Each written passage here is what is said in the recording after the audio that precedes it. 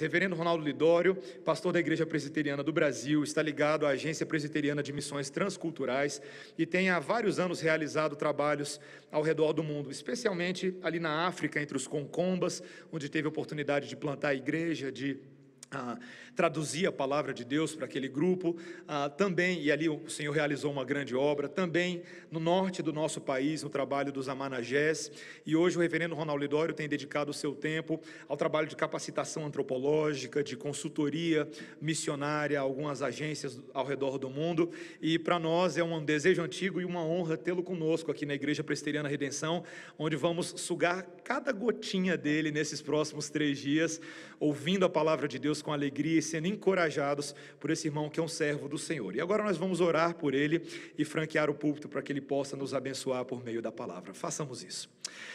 Santo Deus, que alegria para nós, como teu povo, termos esta conferência missionária. É algo que o Senhor, na tua providência e soberania, ocasionou para o benefício do teu povo, para o estímulo da tua igreja.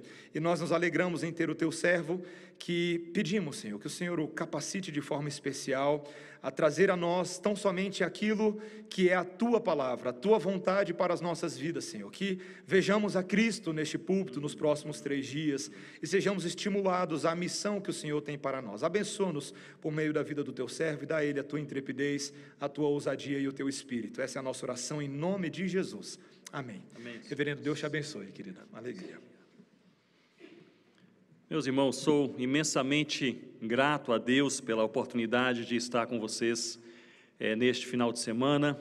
Reverendo Mateus, meus agradecimentos pela oportunidade. Eu tenho acompanhado essa igreja à distância, recebendo aí sempre informações e vendo a graça de Deus sobre as suas vidas. Uma igreja que cresce e cresce amando a palavra de Deus, seguindo o Senhor Jesus e envolvida com a missão. E eu creio que isso alegra o coração do nosso Pai. E a minha intenção neste fim de semana é partilhar com vocês a respeito da missão, e pensando em 4 temas bíblicos complementares quanto à missão: a natureza da missão, os fundamentos da missão, a caminhada na missão e também a prioridade da missão. Com a graça de Deus, nós iremos pensar hoje à noite a respeito da natureza da missão, com base em Romanos capítulo 1, o que é o Evangelho, qual é a natureza do Evangelho e qual é o efeito, o resultado do Evangelho em nossas vidas, na sociedade e no mundo em geral. Amanhã à noite, com a graça de Deus, os fundamentos da missão, com base em Mateus capítulo 28, ou seja, quais são os elementos essenciais para que a igreja no mundo, nessa geração, cumpra a sua missão e glorifique o nosso Pai. No domingo pela manhã, a caminhada da missão, com base em Atos capítulo 8, nós pensaremos sobre as dificuldades, as barreiras, as perseguições, mas também as promessas de Deus para a igreja que caminha na missão. E finalmente, no domingo à noite, iremos pensar sobre a prioridade da missão, com base em 2 Timóteo capítulo 4, ou seja, dentre todas as oportunidades e dentre o privilégio da igreja em ser a igreja e cumprir a vontade de Deus, qual realmente é a nossa prioridade? A natureza da missão, os fundamentos da missão, a caminhada na missão e a prioridade da missão. Abra, portanto, comigo a sua Bíblia, por favor, nessa noite em Romanos capítulo 1, iremos ler do versículo 1 ao versículo 7. Carta de Paulo aos Romanos, capítulo 1, versículo 1 ao 7º versículo. Paulo escreve esta carta aos Romanos já no fim da sua 3ª viagem missionária, portanto, em um momento avançado do seu ministério. Paulo já tinha experiência, conhecia a igreja do Senhor Jesus, havia plantado, revitalizado, consolidado diversas igrejas, e ele possivelmente escreveu esta carta durante 3 meses, em que ele estava na Grécia, possivelmente em um relato ali descrito em Atos capítulo 20, e durante aqueles 3 meses na Grécia, possivelmente na cidade de Corinto, ele escreve essa carta à igreja em Roma. E esta, portanto, é uma carta escrita no meio do seu ministério. Paulo estava em movimento, ele foi inspirado por Deus, não durante um retiro teológico enclausurado em algum local, não em um gabinete acadêmico, mas ele estava em um movimento ministerial intenso. Ele estava consolidando as igrejas na Grécia, de lá ele seguiria para trabalhar e encorajar os irmãos em Jerusalém.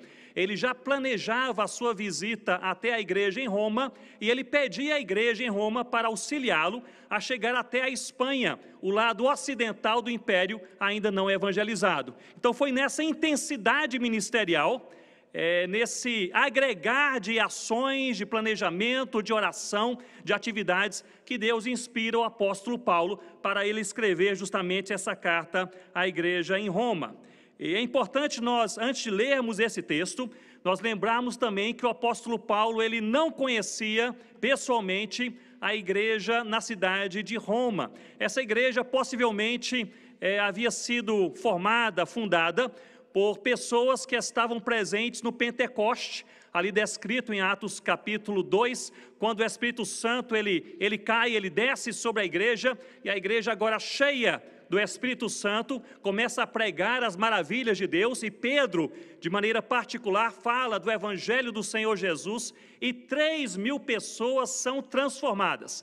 E dentre essas 3.000 pessoas, havia gente de 14 nações diferentes que voltaram para suas casas, e ali começaram igrejas locais, reunindo o povo de Deus. Possivelmente também essa igreja na cidade de Roma foi formada por crentes, pessoas transformadas durante o Pentecoste. Essa carta Paulo escreve com 4 objetivos primários. O primeiro objetivo do apóstolo Paulo é um objetivo mais teológico, é apresentar a centralidade da graça de Deus e do Evangelho de Deus no trato de Deus com o povo de Deus. É um objetivo teológico de Paulo esclarecer a centralidade da graça e do Evangelho na relação de Deus com o homem.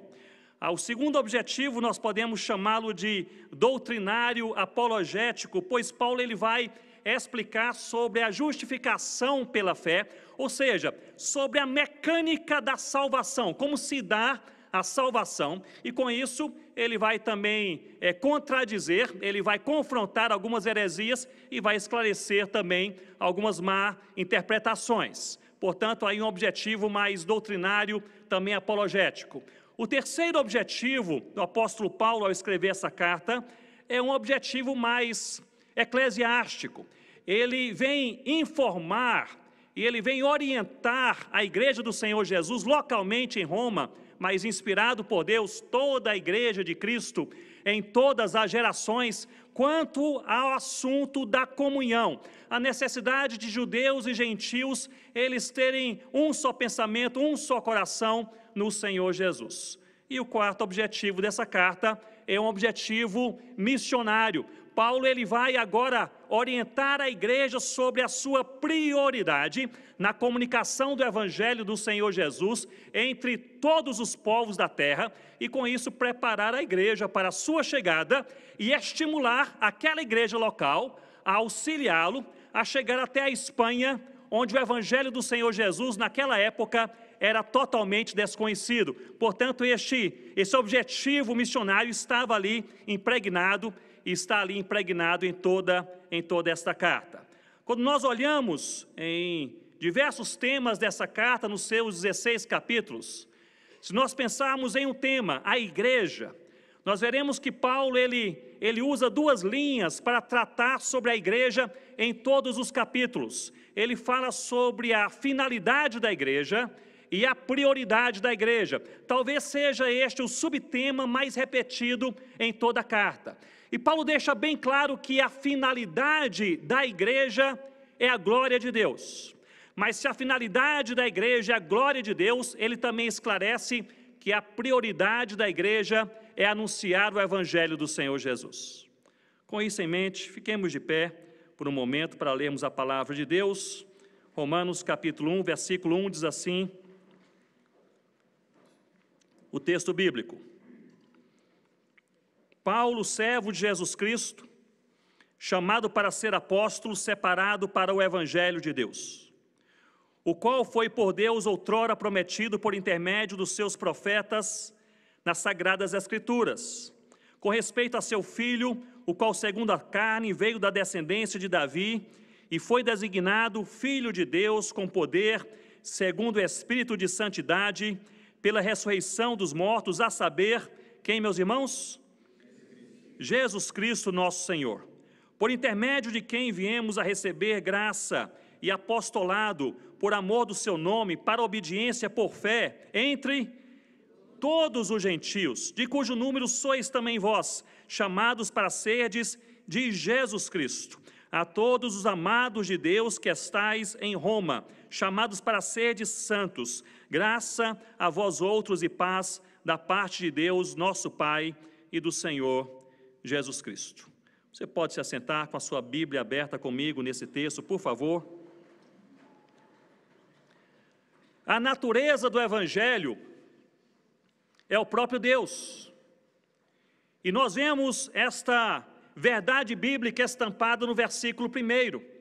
O versículo 1 que nós lemos diz assim: eu sou Paulo, servo de Jesus Cristo, chamado para ser apóstolo e separado para o evangelho de Deus. Nessa apresentação, o apóstolo Paulo ele traz 3 informações fundamentais: a sua identidade, o seu ministério e a sua mensagem. Quanto à sua identidade, ele diz: eu sou Paulo e eu sou servo. Essa é a minha identidade, quem eu sou. Paulo, portanto, ele está definindo a sua identidade, não a partir das suas realizações, não a partir do seu sucesso, não a partir do seu trabalho, não a partir da sua eloquência, não a partir da sua reputação, mas Paulo está definindo a sua identidade a partir de um relacionamento. Ele está dizendo, em outras palavras, que nesse relacionamento, Jesus é o seu mestre e ele é o servo do Senhor Jesus. E aqui, para a expressão servo, ele usa a palavra grega doulos, que é esse escravo que foi cativo, que foi liberto e que caminha de mãos dadas com o seu mestre, que é o Senhor Jesus. Quanto à sua identidade, ele é servo. Quanto ao seu ministério, Paulo deixa bem claro: eu sou chamado para ser apóstolo. Existe uma função, existe um dom, um chamado de Deus, uma direção de Deus, e essa direção é apostólica. E é nesse chamado ministerial de Deus que eu sirvo a Deus.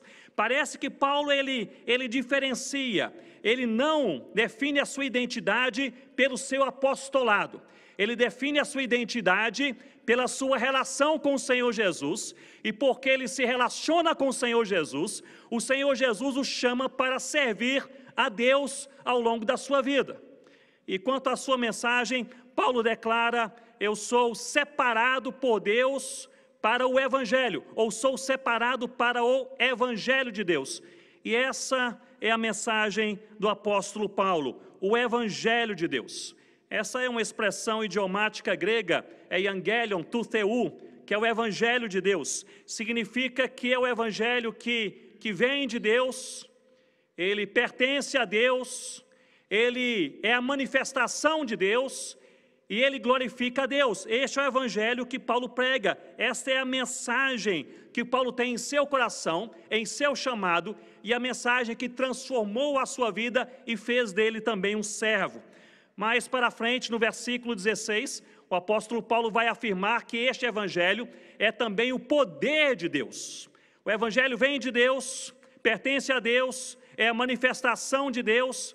Este Evangelho glorifica a Deus, mas este Evangelho também é o poder de Deus. Há algum tempo atrás eu lia algumas definições de poder. A palavra poder, no original grego, é dynamis. E a melhor definição que eu encontrei de dynamis, poder, no Novo Testamento, foi a definição de John Knox, em que ele diz que poder é a manifestação de um Deus sempre presente. Eu acho isso fantástico. Ele esclarece que Deus sempre está presente, mas às vezes Deus se manifesta de uma maneira diferente, de uma maneira nova, de uma maneira bombástica, de uma maneira transformadora. Deus sempre está presente na minha vida, na sua família, no seu trabalho, nessa igreja, na nossa jornada, onde nós estamos, Deus está presente. Mas vez por outra, a manifestação de Deus faz alguma coisa totalmente nova acontecer. E John Knox diz, este é o poder de Deus, é a manifestação de um Deus que está sempre presente. Portanto, eu gostaria que vocês pudessem me acompanhar, que justamente a natureza do Evangelho, na teologia, no ensino do apóstolo Paulo, é o próprio Deus. Para Paulo, o Evangelho não é a mensagem da igreja sobre Deus, o Evangelho não é a mensagem do apóstolo sobre a igreja, o Evangelho é a mensagem de Deus sobre o seu povo redimido. Este é o Evangelho de Deus.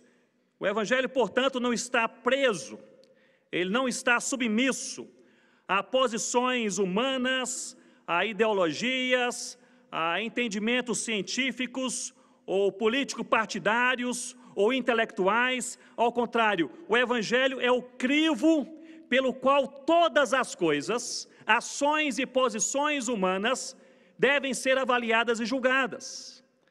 Não é o Evangelho que é julgado pela sociedade humana, ou contrário. Por isso nós podemos, eu creio, afirmar que o Evangelho, meus irmãos e irmãs, ele não é de direita nem de esquerda, o Evangelho é de Cristo. O Evangelho não é petista nem PMDBista, ele não é republicano nem democrata, o Evangelho é de Cristo.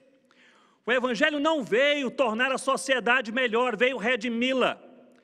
O Evangelho não veio apenas inspirar tolerância, mas amor. O Evangelho não veio glorificar o homem, mas veio transformar o homem para que este homem transformado possa glorificar a Deus. O Evangelho, a natureza do Evangelho é o próprio Deus e não o homem. Nós precisamos descentralizar o homem, do conteúdo e do objetivo do Evangelho e centralizar Deus, pois esta é a revelação de Deus, é o que Paulo começa a ensinar. E eu gostaria que você me acompanhasse bem, porque a carta de Paulo, logo nos primeiros versículos dessa carta que ele escreve para uma igreja que ele não conhece, ele começa dizendo sobre o Evangelho, a natureza do Evangelho, não é a igreja, não é o apóstolo, a natureza do Evangelho é o próprio Deus. E eu creio que quando a igreja se lembra de que a natureza do Evangelho é Deus, glorifica a Deus. E quando a igreja se esquece, a igreja, pastores, missionários, pregadores, irmãos e irmãs, quando a igreja se esquece, Deus também nos relembra, para que possamos muitas vezes humilhados, entender ou lembrar uma vez mais que nós dependemos de Deus, pois o Evangelho, a natureza do Evangelho é o próprio Deus. Há algum tempo atrás, na verdade, muitos anos atrás, Rosana e eu, nós trabalhamos com um povo chamado Concomba, no nordeste de Gana, noroeste do Togo, na África. Estávamos ali pregando o Evangelho, numa região onde não havia nenhum crente no Senhor Jesus, e todo missionário que está numa região mais pioneira tem essa expectativa, quem será a primeira pessoa a se converter a Cristo? E o Evangelho é pregado, as orações são feitas, e sempre com aquela expectativa na alma, quem será a primeira pessoa a ser transformada pelo Evangelho de Deus. E eu confesso aos irmãos que eu gosto muito de biografias missionárias, e eu tinha uma imagem na minha cabeça sobre como aconteceria a primeira conversão entre os concombas daquela região. Como somente eu e Rosana pregávamos o Evangelho ali naquela região, e mais eu do que Rosana, eu então transitava um pouco mais nas regiões interioranas. Então na minha mente eu estaria pregando o Evangelho, e na minha presença alguma pessoa se converteria a Cristo. E fui perceber depois que havia aí um sentimento que centralizava o homem, no caso, que me centralizava nesse processo de conversão. E Deus chamou minha atenção profundamente naqueles dias. E o que aconteceu? Aconteceu de maneira totalmente diferente. Havia um senhor que ele era envolvido com feitiçaria naquela aldeia, o senhor mais idoso, chamado Mebá, e o Mebá, ele se colocou como meu opositor assim que eu cheguei. Onde eu ia, o Mebá, ele me seguia e ele me contradizia. Era difícil pregar o evangelho com o Mebá presente. Ele ficava a 3, 4, 5 metros de distância atrás de mim, e eu dizia, por que Deus? Ele gritava, não existe Deus. Eu falava, por que Jesus? Ele gritava, não creia em Jesus. E eu tentava pregar o evangelho, ele estava ali atrás de mim, e se eu fosse em 10 lugares diferentes, em uma semana, o Mebá me acompanhava naqueles 10 lugares, atrapalhando a evangelização. Eu comecei a ficar tão assim, indignado com aquela situação, que comecei a orar a Deus para que Deus resolvesse a situação com o Mebá. E quando eu pensei em Deus resolver, não pensei uma coisa necessariamente boa. Mas ali estava o Mebá. E para minha surpresa, eu não havia pensado nisso, o Mebá acabou sendo a pessoa mais evangelizada de toda a aldeia. Ele ouviu o evangelho dezenas e dezenas de vezes, mesmo se opondo, ele ouviu o evangelho. E Rossana e eu tínhamos ali um olhar para algumas pessoas que nós pensávamos que iriam se converter primeiro. Já tiveram a experiência de evangelizar alguém na vizinhança ou na universidade, e você vê aquela pessoa aberta ao evangelho, que está interessada no evangelho, mas nunca se converte? Mais ou menos essa era a nossa situação, e nós nunca pensávamos que o Mebá iria ser a primeira pessoa transformada pelo evangelho de Deus, tamanha a sua oposição ao evangelho. Eu me lembro muito bem, um final de dia, final de tarde, estava ali tomando banho, nós morávamos em uma família, com uma família africana, estava ali tomando banho e ouvi um burburinho no meio da aldeia, e ali coloquei rapidamente as minhas roupas, saí e notei que a aldeia inteira estava correndo para o centro da aldeia. Eu também corri para o centro da aldeia, e lá estava então, embaixo daquela árvore, sozinho, gritando e pulando, o feiticeiro Mebá. Primeiro pensamento que passou pela minha mente, o homem está possesso. Um homem pulando e gritando com talvez umas 150 pessoas ao seu redor, e ali, eu até brinco dizendo, como um bom pastor presbiteriano, fiquei a 300 metros de distância, mas é apenas brincadeira. Eu me aproximei e comecei a perguntar o que está acontecendo, e alguém respondeu, ele perdeu a sua sanidade, ele enlouqueceu, Mebá está enlouquecido. O que ele está falando? Nós não sabemos, não dá para identificar muito bem o que está falando, está gritando. Eu me lembro daquela cena, o Mebá, ele pulava, gritava, e as veias pulavam assim do seu pescoço, ele está suado, embaixo da árvore. Me aproximei, seus filhos estavam ali ao seu redor, e eu ouvi o que ele falava, ali na língua concomba, limompelo, ele dizia, concó não yum, cocó, que significa, agora eu sei, agora eu entendi. E depois de alguns bons minutos, um dos seus filhos o segurou pelo braço e disse, meu pai, o que você entendeu? E o Mebá parou de pular, parou de gritar, olhou ao redor, comovido, ele disse, agora eu entendi que Deus, Ele é todo poderoso, Ele me ama e Ele será a minha salvação eterna. Essa foi a sua frase, Deus é todo poderoso, Ele me ama e Ele será a minha salvação eterna. Na verdade, este é um cântico cantado pela igreja Concomba até os dias de hoje. Deus é todo poderoso, Ele me ama e Ele será a minha salvação eterna. Meus irmãos, a natureza do Evangelho é Deus. O Evangelho é de Deus, pertence a Deus.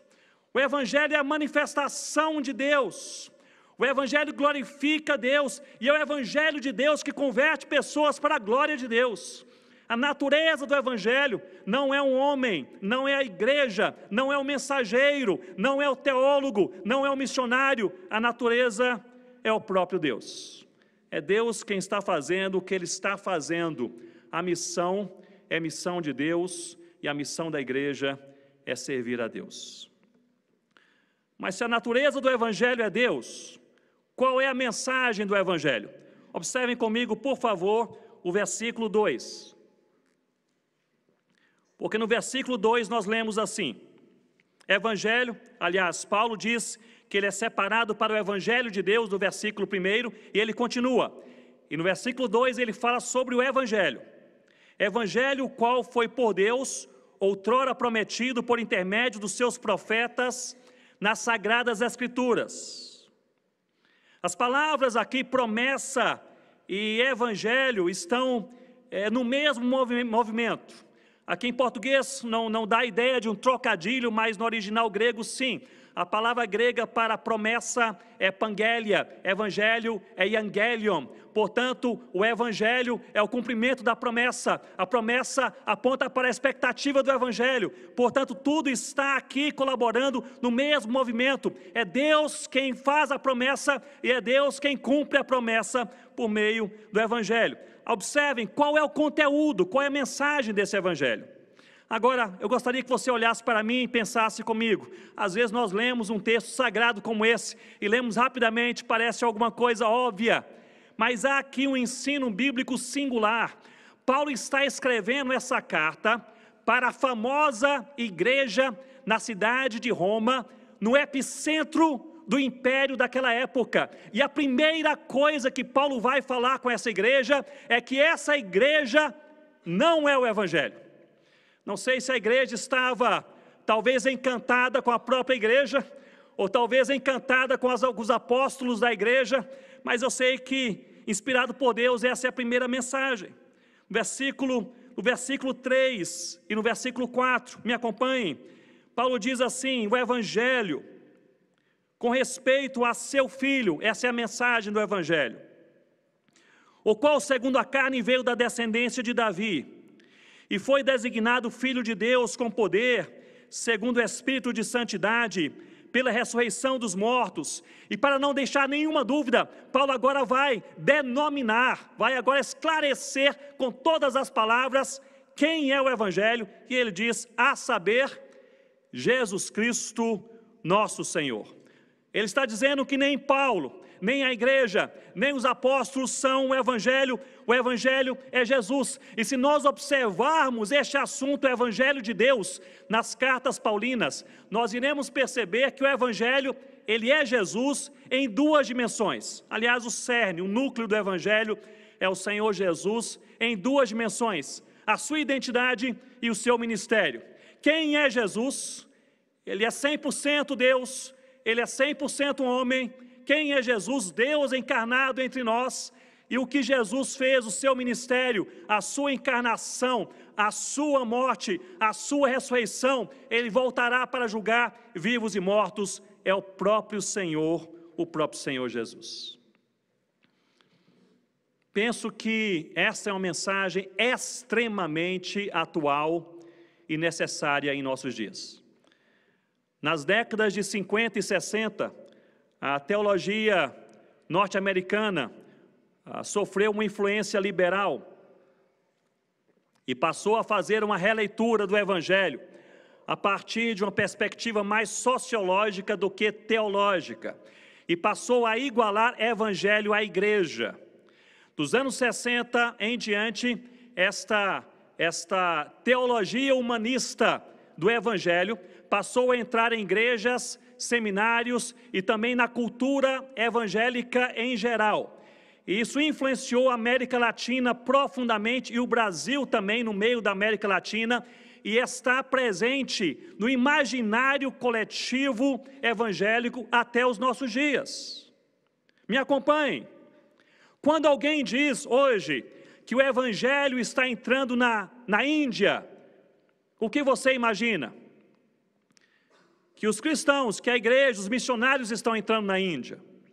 Quando alguém diz que o evangelho está sendo perseguido no Paquistão, o que você imagina?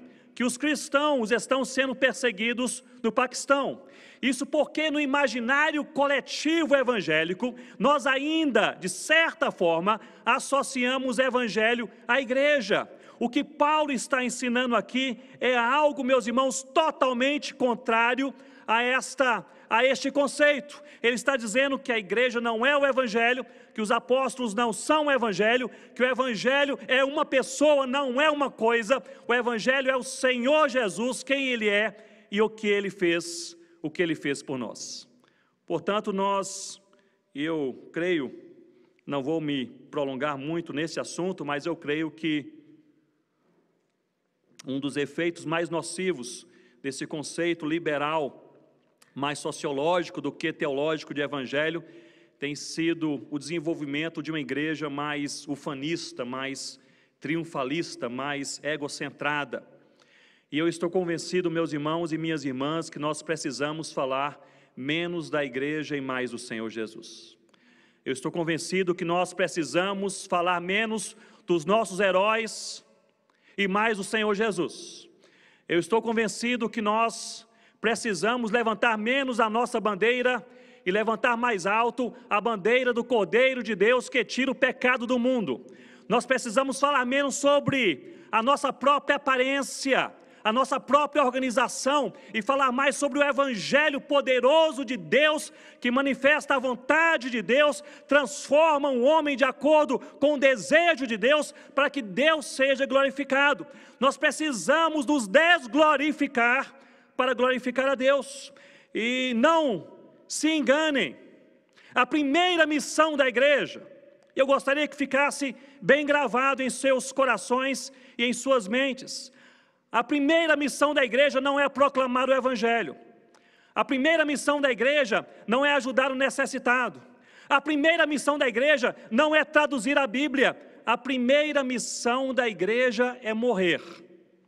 A primeira missão da igreja é chegar a um ponto em que possa sinceramente dizer: já não sou eu quem vive, mas Cristo vive em mim. A igreja precisa se desglorificar para verdadeiramente glorificar a Deus, porque é o Senhor Jesus e não nós que é o Evangelho. Uma das biografias que eu gosto e já reli algumas versões, e sempre aprendo alguma coisa diferente, é a história de um homem de Deus na Inglaterra do século XIX chamado George Miller. George Miller foi um pastor, ele é mais conhecido como homem de oração e fundador de orfanatos, mas foi um pastor que pastoreou a mesma igreja por 40 anos, e talvez a partir daquele ministério tantas coisas aconteceram. George Miller, ele fundou inúmeros orfanatos em uma época em que a Inglaterra passava por crises sociais tremendas. Mais de 120 mil crianças passaram pelos seus orfanatos ao longo da sua vida.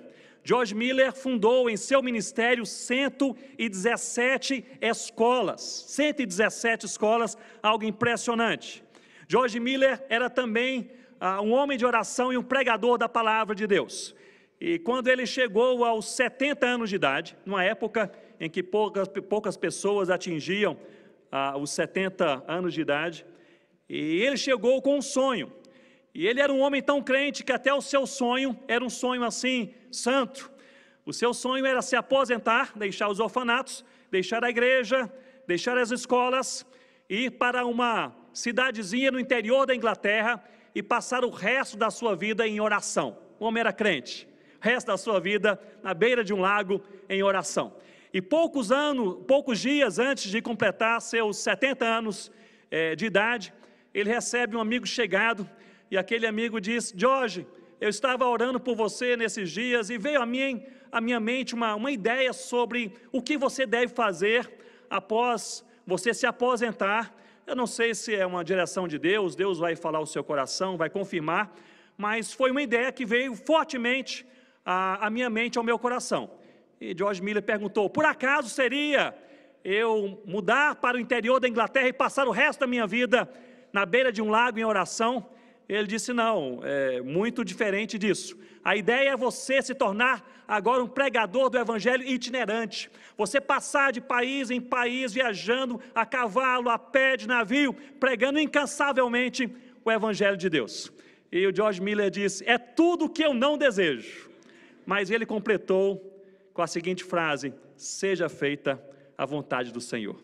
E meus irmãos, era a vontade de Deus. Dos 70 aos 87 anos de idade, George Miller, ele visitou 42 países e pregou o Evangelho pessoalmente a mais de 3 milhões de pessoas, milhares de pessoas transformadas pelo Evangelho, centenas de pessoas chamadas para o ministério pastoral e missionário.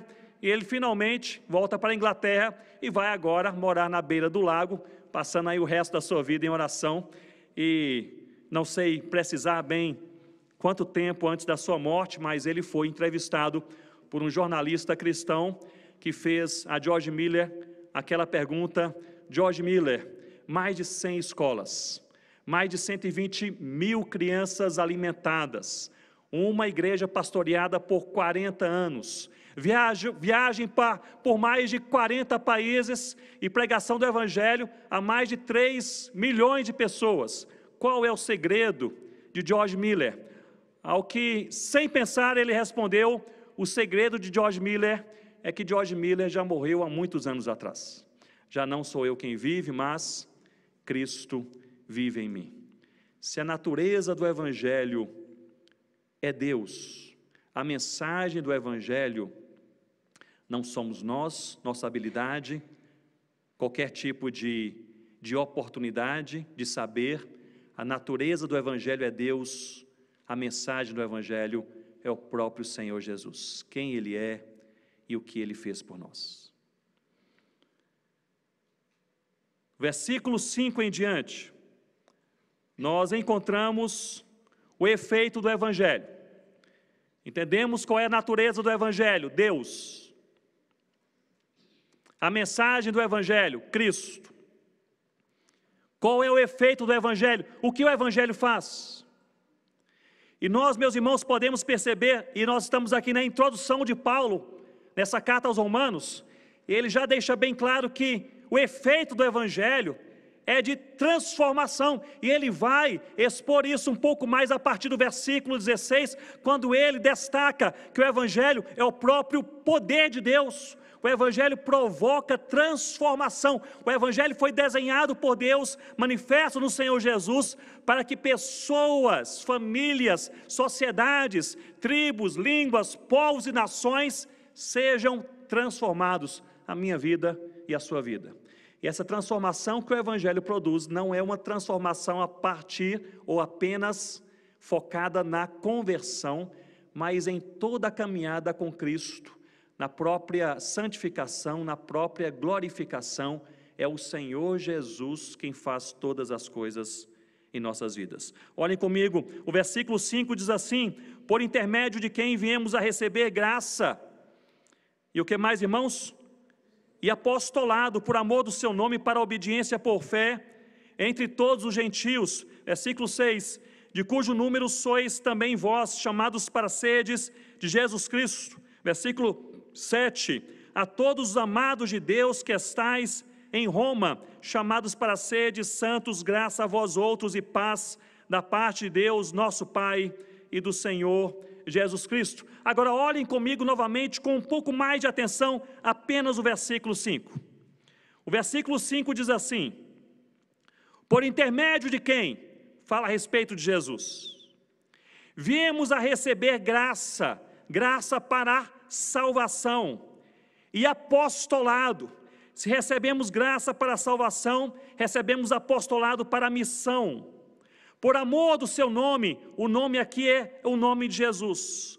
Para a obediência por fé, não qualquer obediência, mas obediência por fé é o meio de salvação. Entre todos os gentios, esta é a amplitude do Evangelho, a extensão da obra missionária, tribos, povos, línguas e nações, até os confins da terra, entre todos os gentios. Ou seja, meus irmãos e irmãs, nós recebemos graça, somos salvos. Nós recebemos apostolado, temos uma missão. Vocês se lembram que a função apostólica cessou no primeiro século. Apenas os 12 e o apóstolo Paulo. Mas toda a igreja do Senhor Jesus é a igreja apostólica, ou seja, enviada, comissionada, uma igreja chamada para fora, uma igreja chamada para ser sal que salga e luz que brilha, seja perto ou seja longe. Nos versículos 6 e 7, nós vemos que fomos chamados para sermos de Cristo, e nós somos chamados para sermos santos, recebendo graça e paz. E a mensagem, irmãos e irmãs, é uma mensagem claríssima. Nós fomos chamados em Cristo. dentre todos os gentios, tribos, línguas, povos e nações, para sermos transformados mediante a graça, por meio da fé, da submissão a Deus, para chamarmos outras pessoas, dentre também os gentios e judeus, de todas as tribos, línguas, povos e nações, para que em suas vidas possa acontecer aquilo que aconteceu em nossas vidas. Portanto, a mensagem é esta: nós fomos chamados por Deus para chamar para Deus no Senhor Jesus, pela graça, mediante a obediência pela fé, a fim de que todo aquele que crê possa realmente ser salvo. A palavra obediência, no grego hipakoi, significa não concordância, não concordar com alguma coisa, significa submissão. Significa, meus irmãos e irmãs, significa que quando um homem ou uma mulher submete o seu espírito ao Espírito de Deus, o seu desejo ao desejo de Deus, o seu caminho ao caminho de Deus, portanto, o cerne da palavra transformação, que é essa ação produzida pelo Evangelho de Deus, é obediência, é submissão, é uma coisa tão complexa e profunda que acontece, que não sabemos nem mesmo descrever. O missionário e antropólogo Paul Hibbert, o melhor antropólogo missionário dessa geração, falecido há poucos anos atrás, ele afirmou certa vez que o Evangelho, ele transforma o ser humano em 3 dimensões. Transforma as suas convicções, o seu comportamento e a sua cosmovisão. Transforma a sua convicção, ou seja, a maneira como se crê. O homem transformado pelo Evangelho passa a crer de maneira diferente. Não é assim, irmãos e irmãs?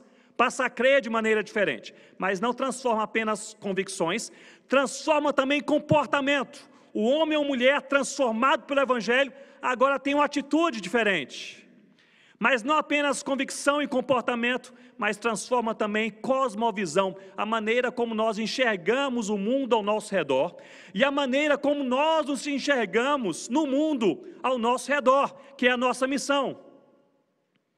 Mas Paul Hibbert nos alertava que nós precisamos em cada igreja, em cada círculo cristão, pregar a integralidade do Evangelho, porque uma igreja transformada apenas em as suas convicções, mas não o seu comportamento, se torna uma igreja nominal. Se transformada em seu comportamento, mas não em suas convicções, se torna uma igreja legalista. E se transformada em suas convicções e comportamento, mas não em sua cosmovisão, se torna uma igreja infrutífera. Por isso que nós precisamos pregar todo o Evangelho de Deus, para que sejamos transformados, a maneira como nós cremos, a maneira como nós agimos e a maneira como nós enxergamos o mundo ao nosso redor. Com respeito e com relação à igreja, aliás, com relação ao Evangelho, em direção à cultura, pois o que o Evangelho promove é transformação. Estão me acompanhando? A natureza do Evangelho é Deus, a mensagem do Evangelho é Jesus Cristo, e o efeito do Evangelho é transformação. Nós podemos, portanto, pensar que o Evangelho, ele é supracultural, porque é o Evangelho que define a sociedade humana e não o contrário.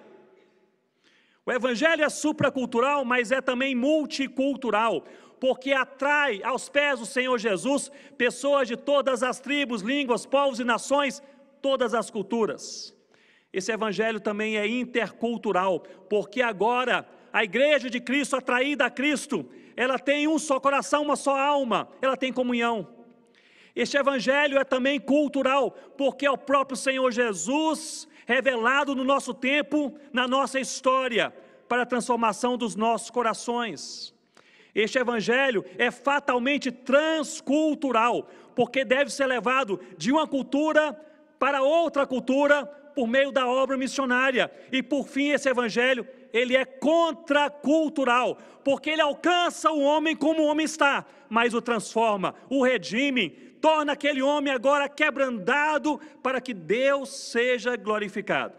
O evangelho, que é o próprio Senhor Jesus, é supracultural, multicultural, intercultural, é cultural, transcultural, mas ele é por natureza contracultural, ele é transformador.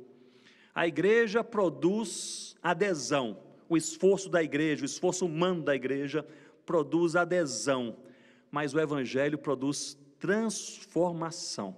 Se queremos ver vidas transformadas, preguemos o evangelho do Senhor Jesus. O evangelho do Senhor Jesus. Eu creio que quando nós nos colocamos na presença de Deus, pensando nesse evangelho, que é o próprio poder de Deus, nós somos levados a ter paz e ao mesmo tempo expectativa. Paz, porque nós cremos que sem Deus nada acontece. Creio que você também crê assim. Sem Deus nada acontece. Nós podemos nos esforçar, trabalhar, o pastor pode preparar aquele sermão, a igreja pode organizar aquele impacto naquele bairro, nós podemos criar todo tipo de abordagem. Sem Deus nada acontece. Mas se sem Deus nada acontece, qualquer coisa pode acontecer. Não há coração tão duro que Deus não possa quebrar. Não há casamento tão quebrado que Deus não possa consertar. Não há filho tão distante que Deus não possa resgatar. Não há igreja tão morta que Deus não possa avivar. Não há tribo tão distante que Deus não possa alcançar.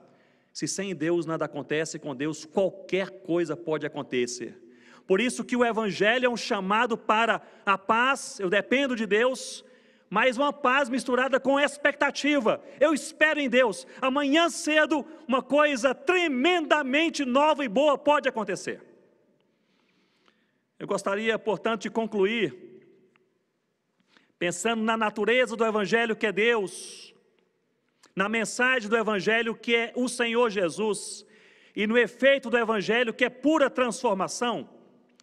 Concluir apenas pensando com vocês sobre um mito que tem rodado o Brasil e também outros países, e esse mito diz que a reforma protestante desprezou a missão e que a doutrina da predestinação fez com que reformadores não se envolvessem com a evangelização. E eu digo, é um mito.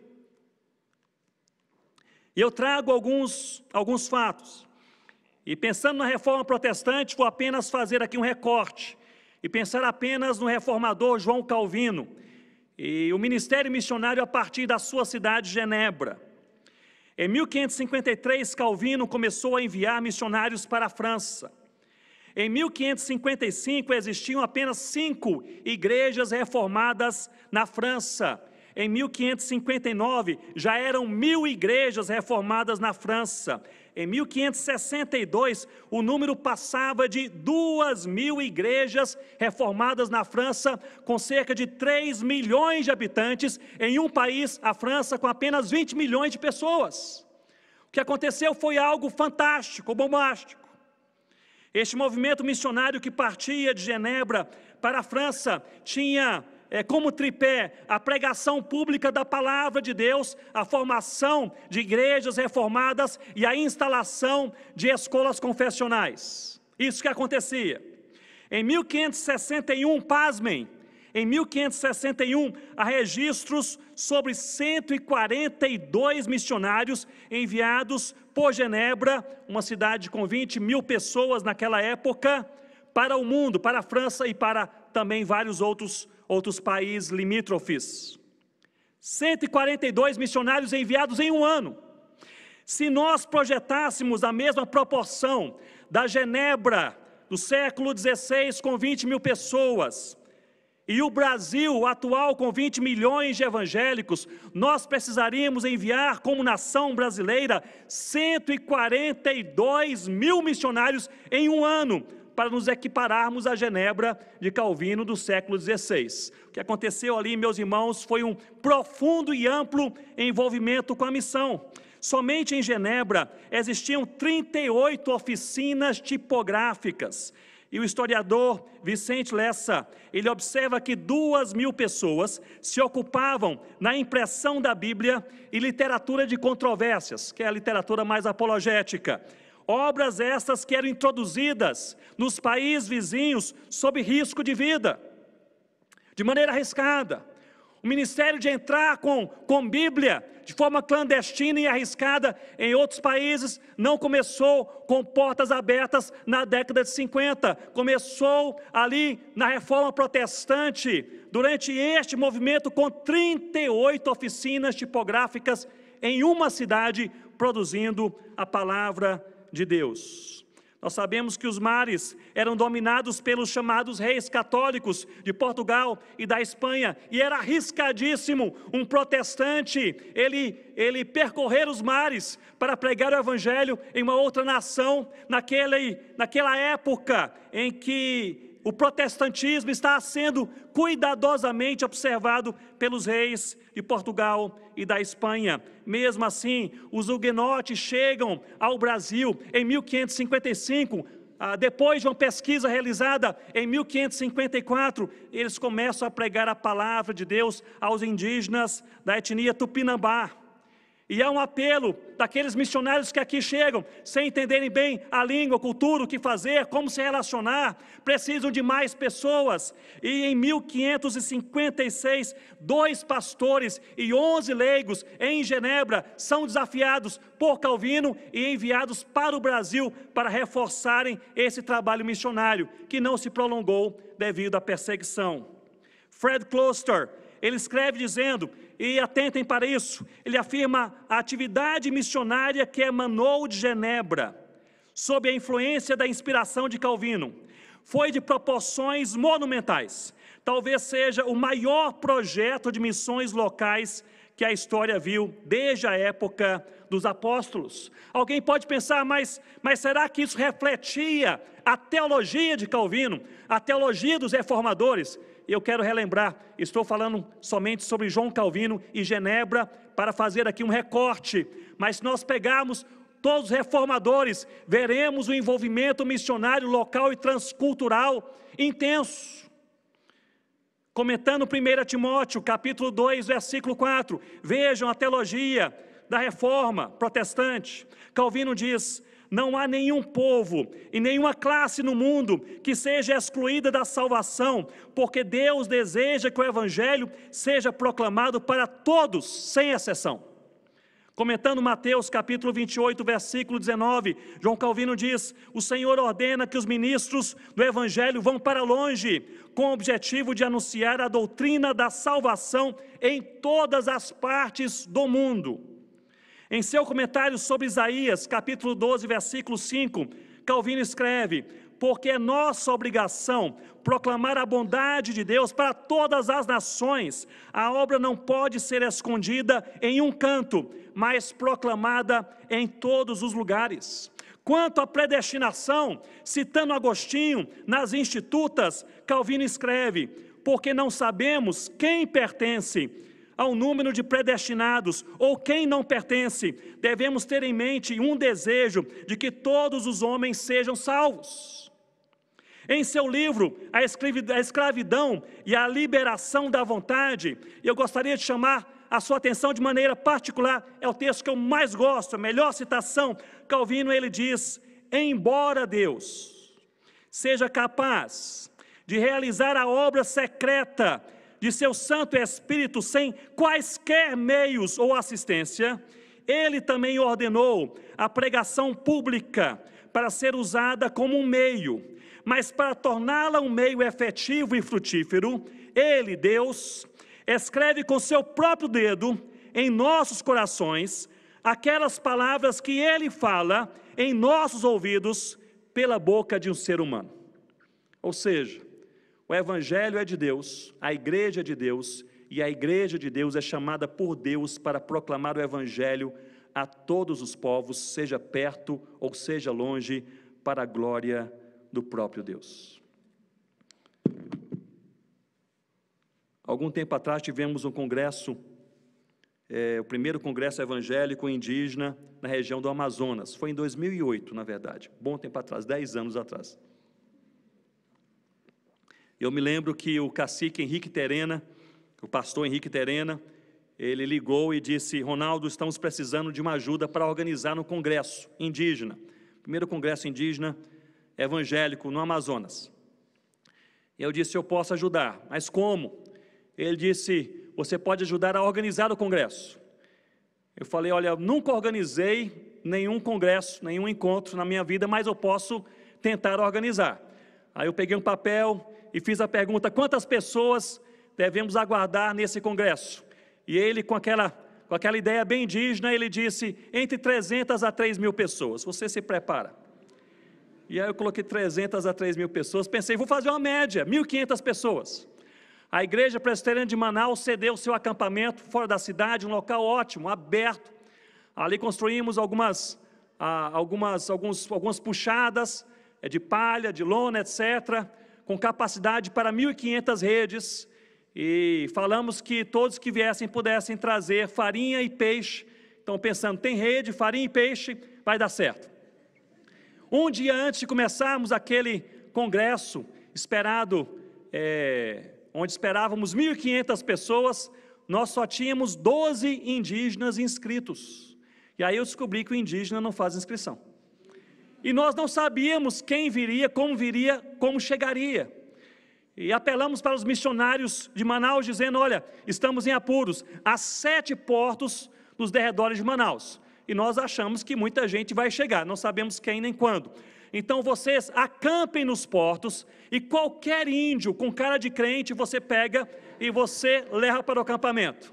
E assim, meus irmãos, aconteceu. Foram 24 horas assim, frenéticas. Um barco saiu aí também observando os indígenas que ficaram ilhados em alguns lugares, levando.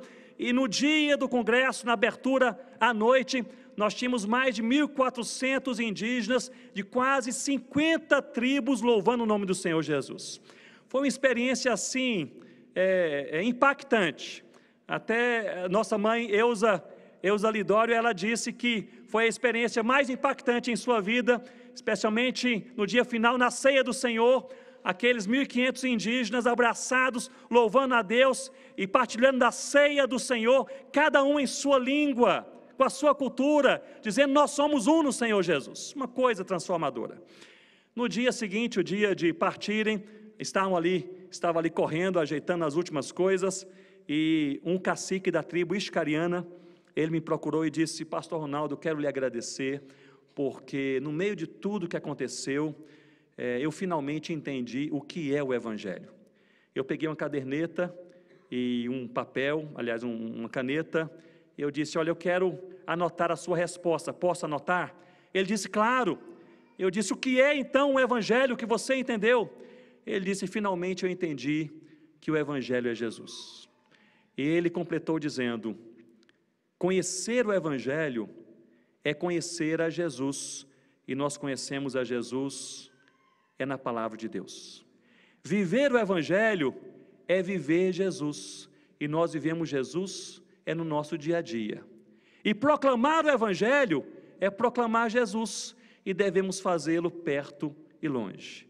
Ele completou dizendo: é simples assim, e foi embora. Eu pensei, meus irmãos, nós é que complicamos as coisas. É simples assim. Conhecer o Evangelho, conhecer Jesus na palavra. Viver o Evangelho é viver Jesus todos os dias. E proclamar o Evangelho é proclamar o nome do Senhor Jesus perto e longe. É simples assim. Vamos orar? Curva sua cabeça, olha ao Senhor nesse momento.